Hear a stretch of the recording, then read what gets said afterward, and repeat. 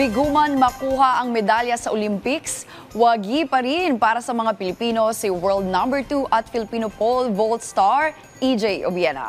Bagamat hindi niya naitago ang kanyang pagkadismaya, nagpasalamat naman si Obiena sa mga patuloy na sumusuporta sa kanya.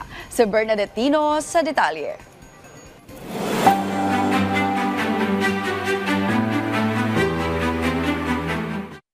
Muling nagsama-sama sa 2024 Paris Olympics Men's Pole Vault Final sa mga bigating pangalan sa larangan ng sport na pole vaulting.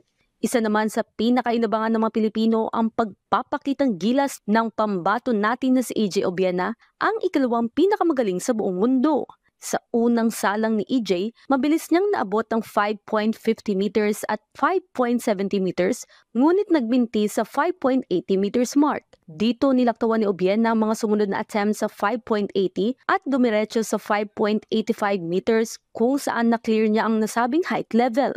Nailundag din ni EJ ang 5.90 meters sa unang attempt, dahilan para mapabilang siya sa mga nangungunang atleta sa pagpapatuloy ng torneo. Kasama sina Armand Duplantis ng Sweden, Amerikanong si Sam Kendricks at Emmanuel Caralis ng bansang Greece. Pagdating sa 5.95 meters, dito na kinapos ang pambato ng bansa hanggang sa ikatlong attempt. Sa huli, bigong makakuha ng podium finish ang 28-year-old athlete na nagtapos sa ikaapat na pwesto.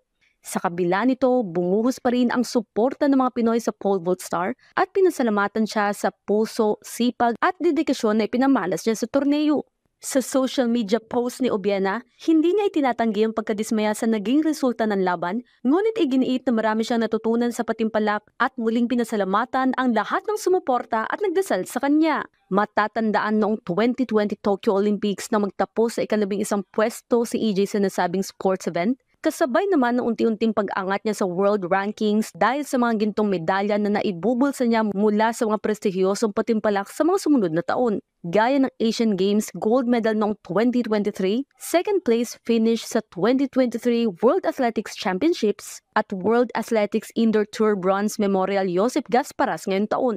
Tunay ngang malayo nang narating ni EJ para makapagbigay karangalan sa bansa at may banderang watawat ng Pilipinas sa international competition. Bernadette Tinoy, para sa Pambansang TV sa Bagong Pilipinas.